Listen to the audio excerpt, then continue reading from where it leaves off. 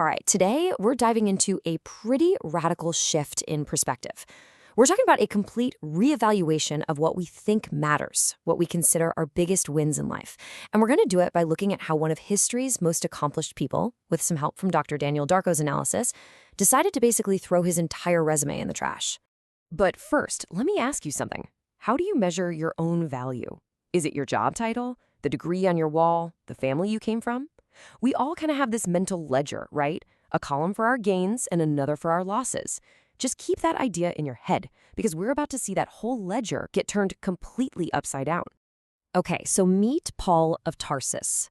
If anyone had a reason to feel good about themselves, it was this guy. I mean, his resume was stacked. He had a privileged background by birth. He studied under one of the greatest teachers of his time, Rabbi Gamaliel. He was a Pharisee. We're talking the religious elite.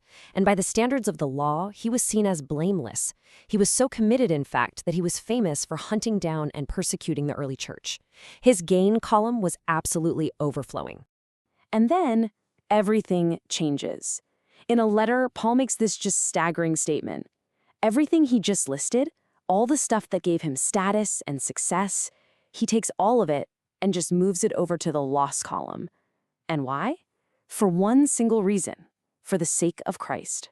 But, just calling it a loss didn't really capture how intensely he felt about this. He needed a much stronger word, a more shocking word, to really get his point across. He calls them rubbish. Now, in English, we might think, okay, garbage, trash, but the original Greek word that he used, it's way more graphic, way more intense than that. The word is skubala, and as Dr. Darko explains, there's really no polite way to put this. It means excrement, poop, dung. It means the nasty scraps of food you'd throw to dogs. So Paul is saying his entire life's resume, all his achievements, compared to knowing Christ, are nothing but a pile of filth.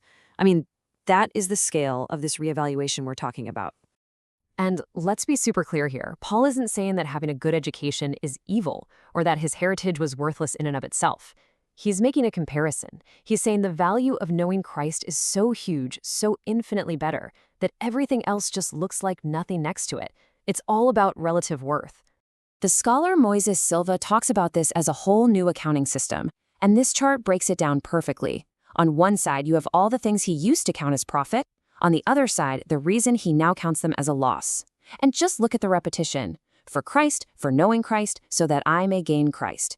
He's completely recentered his entire balance sheet around one thing. So what happens after you've totally cleared the ledger? You don't just sit there. For Paul, this wasn't just about ditching the old stuff. It was about running full speed after something new. This massive reevaluation gave his life a completely new direction and a new intensity.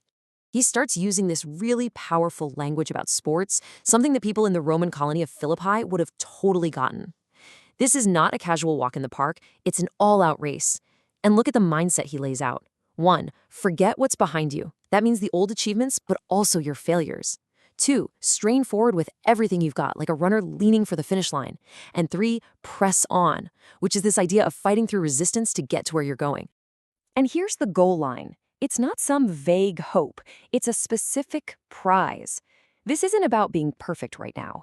It's about an active, daily, disciplined pursuit of a future, heavenly reward. For Paul, the Christian life is all about purpose.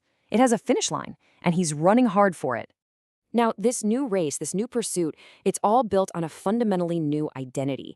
It's not just about what Paul does, it's about who he is. And he uses this political idea that would have hit home really hard for his audience, and it's just as powerful for us. See, the people in Philippi were incredibly proud of being Roman citizens. It was a huge source of status and privilege for them. But Paul comes in and presents this radical contrast. He says, hey, guess what? Our citizenship is in heaven. He's telling them to switch their ultimate allegiance, their ultimate source of pride, from a temporary earthly empire to an eternal heavenly one. Just think about where we put our own pride today, our nation, our job, our background. Paul is challenging all of that. Now, as Dr. Darko points out, being a citizen isn't just about the benefits. It comes with responsibilities. A citizen is like an ambassador. You are expected to represent the values and culture of your home country.